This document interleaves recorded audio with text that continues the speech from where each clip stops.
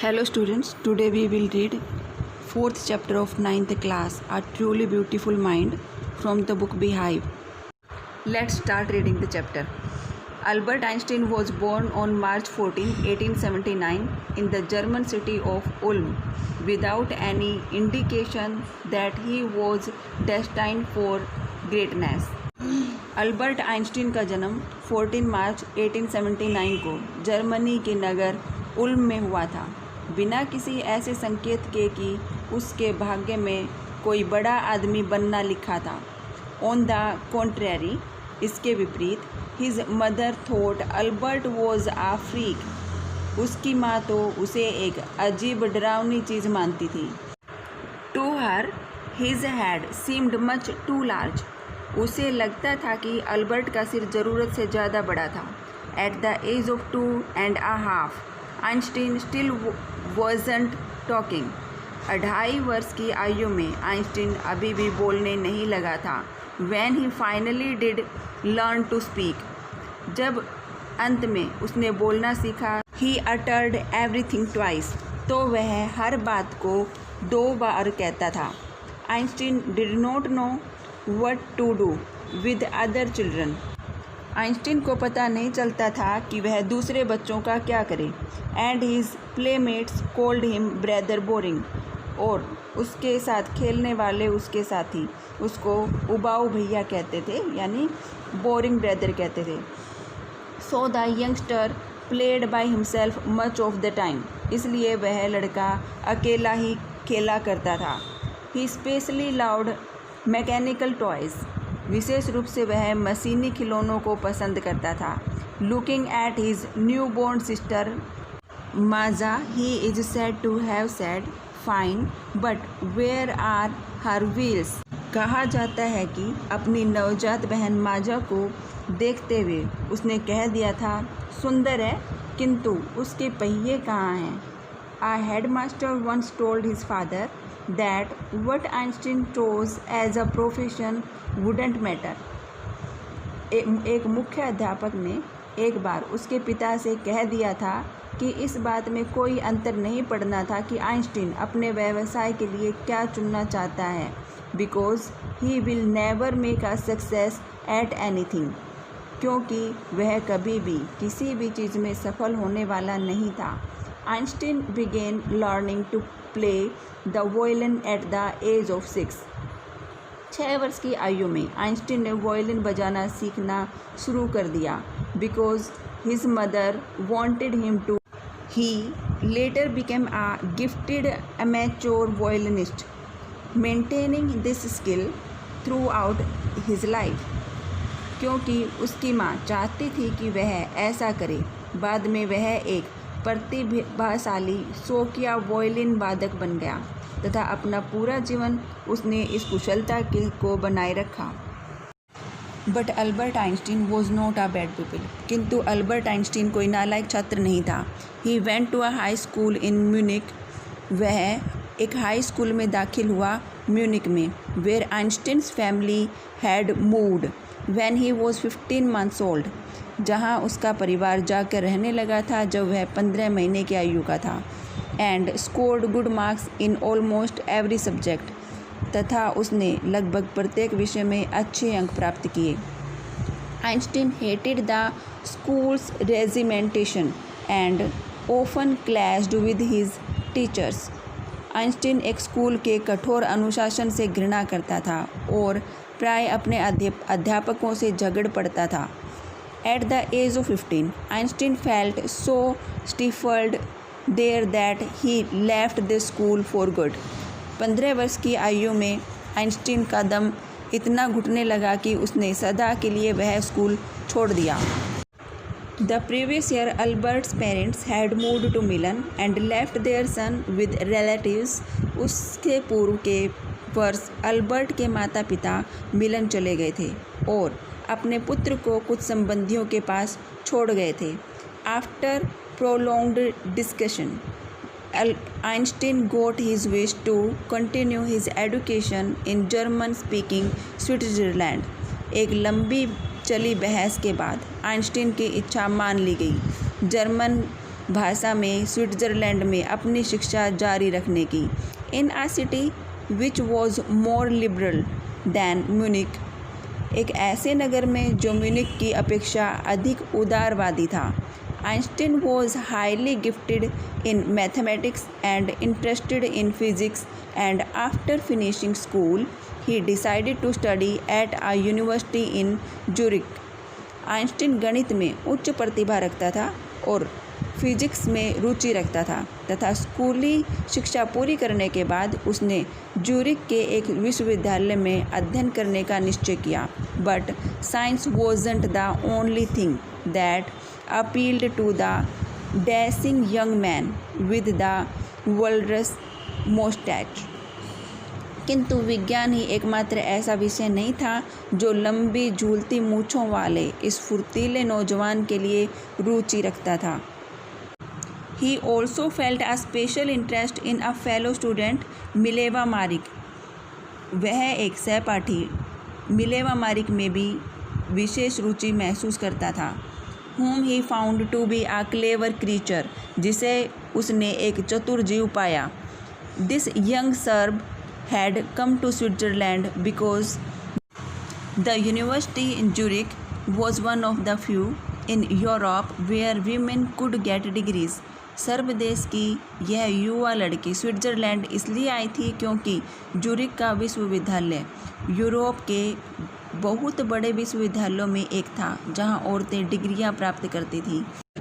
Einstein saw in her an ally against the philistines. Einstein को उसमें संकीर्ण विचारधारियों के विरुद्ध एक साथी दिखलाई दिया। Those people in his family and at the university with whom he was constantly at odds। उसके परिवार में और विश्वविद्यालय में उन लोगों के विरुद्ध जिनसे सदा उसको विरोध चलता रहता था। The couple fell in love, वे दोनों एक दूसरे से प्यार करने लगे। Letters survive in which they put their affection into words, ऐसे पत्र मिले जिनमें उन्होंने अपने प्यार को शब्दों का रूप दिया है। मिक्सिंग साइंस विद टेंडरनेस, विज्ञान का कोमलता के साथ मिश्रण करते हुए रोट आइंस्टीन ने लिखा था, how happy and proud I shall be when we both have brought our work on relativity to a victorious conclusion. मैं कितना प्रसन्नता और गर्व महसूस करूँगा जब हम सापेक्षता संबंधी अपने काम को सफलतापूर्वक पूरा कर लेंगे। In 1900, at the age of 21, Albert Einstein was a university graduate and unemployed. वर्ष 1900 में जब अल्बर्ट आइंस्टीन 21 वर्ष का था तो वह विश्वविद्यालय का एक स्नातक था और बेरोजगार था। He worked as a teaching assistant, उसने एक सहायक शिक्षक के रूप में काम किया।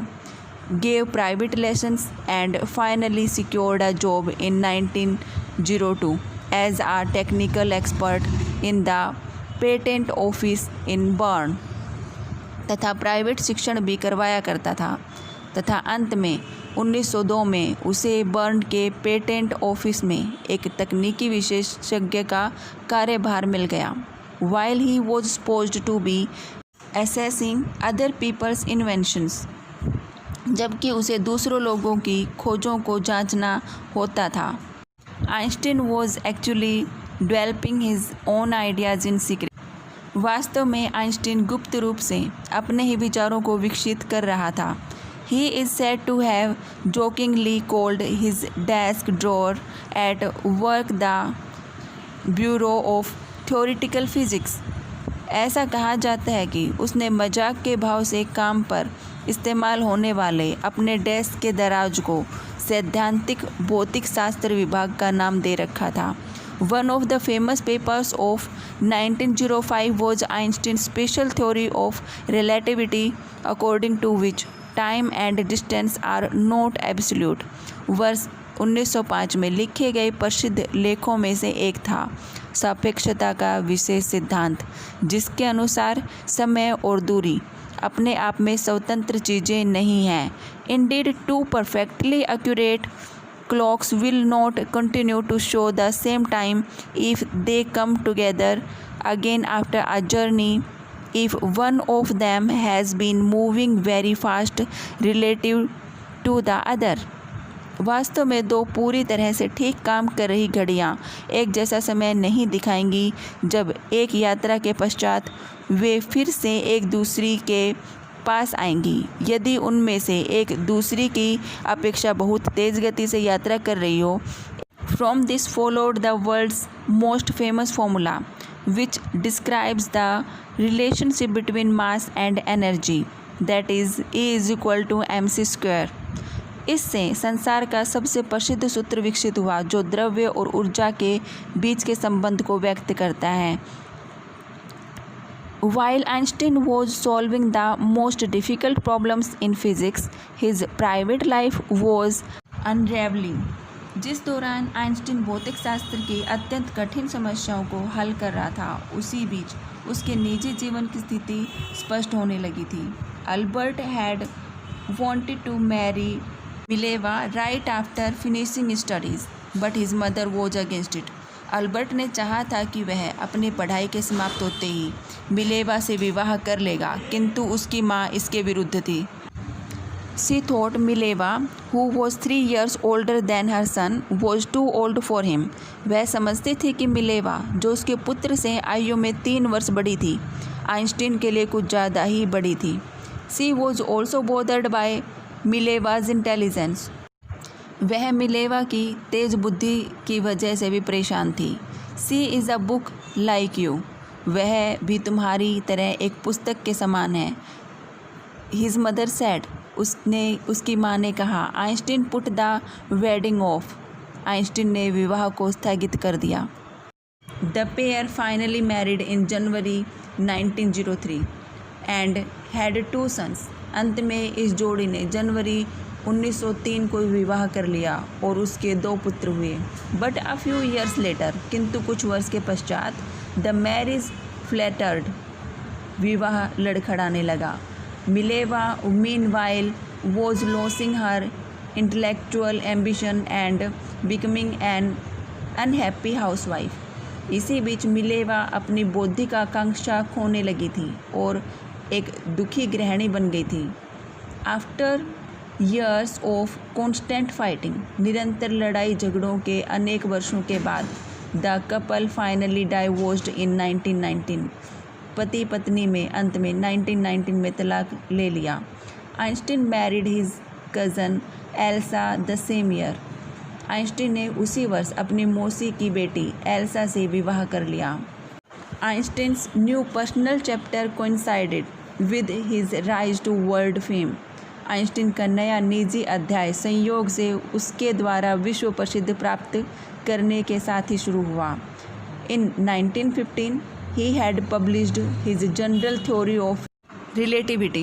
वर्ष 1915 में उसने अपनी जनरल थ्योरी ऑफ रिलेटिविटी प्रकाशित की, which provided a new interpretation of gravity, जो गुरुत्व की एक नए रूप से व्याख्या करती थी. An eclipse of the sun in 1919 brought proof that it was accurate. वर्ष 1919 में लगने वाले एक सूर्य ग्रहण से यह प्रमाण मिल गया कि उसकी बात ठीक थी. Einstein had correctly calculated in advance the extent to which the light from fixed stars would be deflected through the sun's gravitational field.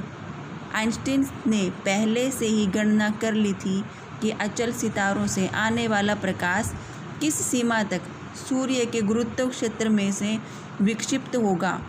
The newspapers proclaimed his work as a scientific revolution. समाचार पत्रों ने उसके काम को एक वैज्ञानिक क्रांति की संज्ञा प्रदान की. Einstein received the Nobel prize for physics in 1921. Einstein को 1921 में भौतिक शास्त्र का नोबेल पुरस्कार प्राप्त हुआ. He was showered with honours and invitations from all over the world and lauded by the press.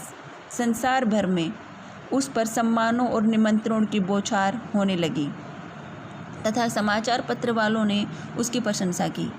When the Nazis came to the power in Germany in 1933, जब 1933 में नाजी पार्टी जर्मनी में सत्ता में आई।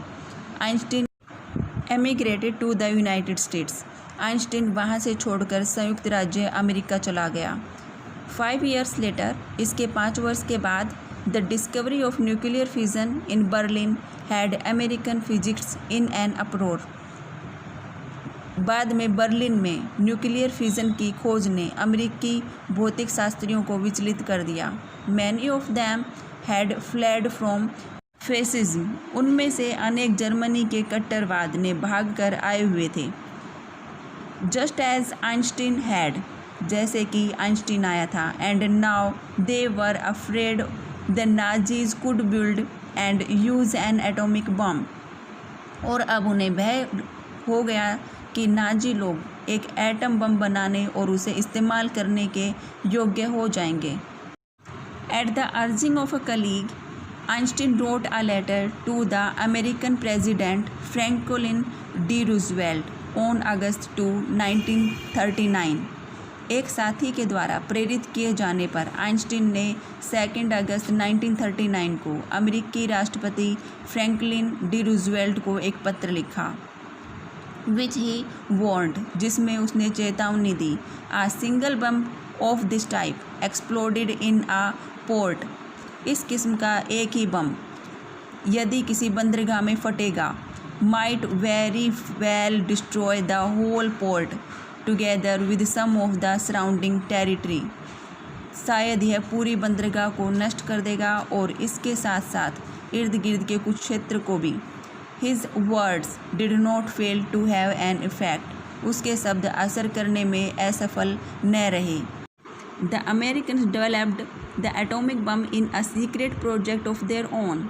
अमेरिकियों ने अपनी ही एक गुप्त परियोजना में एक एटम बम विकसित कर लिया। And dropped it on the Japanese cities of Hiroshima and Nagasaki in August 1945। तथा इसे अगस्त 1945 में हिरोशिमा और नागासाकी के जापानी नगरों पर गिरा दिया। Einstein was deeply shaken by the extent of the distraction. विनाश की सीमा को देखकर आइंस्टीन बहुत विचलित हो उठा। This time he wrote a public missive to the United Nations. इस बार उसने संयुक्त राष्ट्र को जनता की तरफ से एक लंबा पत्र लिखा। In it he proposed the formation of a world government. इसमें उसने एक विश्व सरकार बनाने का सुझाव दिया। Unlike the letter to Roosevelt, this one made no impact. Roosevelt को लिखे पत्र के विपरीत इस पत्र का कोई प्रभाव न हुआ।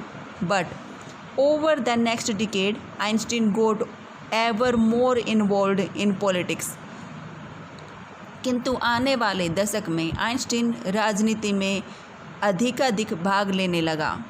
Agitating for an end to the arms buildup and using his popularity to campaign for peace and democracy. शस्त्र वृद्धि की समाप्ति के लिए आंदोलन करता और शांति और प्रजातंत्र के पक्ष में अभियान चलाने के लिए अपनी लोकप्रियता का इस्तेमाल करता। When Einstein died in 1955 at the age of 76, he was celebrated as a visionary and world citizen as much as a scientific genius. जब 76 वर्ष की आयु में 1955 में आइंस्टीन का देहांत हुआ तो वह एक स्वप्नदर्शी, आदर्शवादी तथा विश्व नागरिक के रूप में उतना ही प्रसिद्ध था जितना कि एक वैज्ञानिक प्रतिभा के रूप में। With this, the chapter is over. I think you all get the Hindi explanation of the biography of Albert Einstein. If you have any doubt, then please leave your comment in comment section.